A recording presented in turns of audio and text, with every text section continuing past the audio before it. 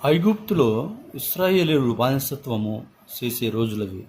హెబ్రీయులలో పుట్టిన ప్రతి కుమారుని నదిలో పారవేయుడి, ప్రతి కుమార్తెను బ్రతకనీయుడి అని ఫరో ఆజ్ఞ ఇచ్చాడు.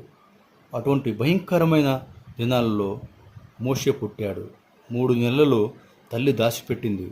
ఇక దాచిపెట్టలేక ఆ జమ్ము పెట్టెలో వాన్ని పెట్టి దానికి జిగటమన్ను కీలు పూసి దేవునిపై సంపూర్ణ విశ్వాసంతో తన కుమారుణ్ణి దేవుడే కాపాడుతాడని నమ్మి ఆ ఏటి ఒడ్డున జమ్ములో వాన్ని ఉంచింది. మోషే అక్క దూరంగా నిలిచి చూస్తుంది.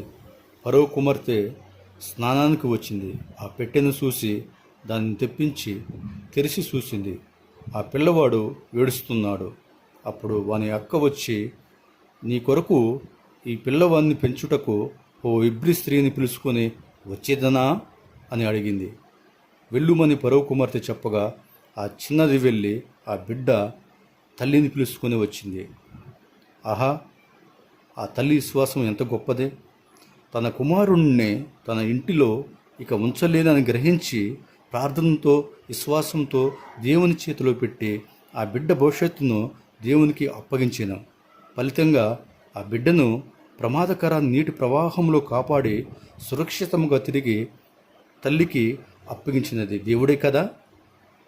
ప్రియ తల్లి, ఈరోజు నీ పిల్లలు చదువు ఉద్యోగ నిమిత్తము నీ గూడు విడిచి ప్రమాదకర లోకములో అడుగుపెట్టినప్పుడు వారిని కాపాడేది, సంరక్షించేది ప్రార్థనతో కూడిన నీ పెంపకమే, విశ్వాసంతో కూడిన సమర్పణయే. మోషే తల్లి వలె దేవుని పట్ల మిక్కిలి విశ్వాసంతో నీ బిడ్డలను ఆయన చేతికి అప్పగించి స్కూల్ కాలేజీలకు పంపించు.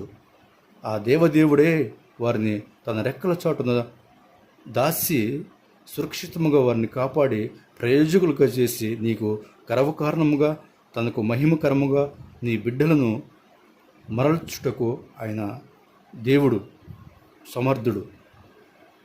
మన దేవుడు సమర్థుడు.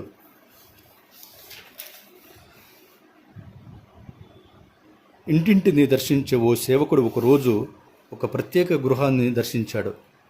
పిల్లవాడు తలుపు తెరిచాడు. అమ్మను మీరు ఇప్పుడు చూడలేరు.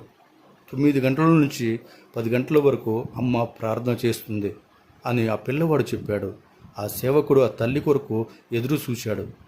తన ప్రార్థనా గది తలుపులు తెరుచుకొని ఆ తల్లి వచ్చింది. ఆమె ముఖములో వెలుగు కనిపించింది.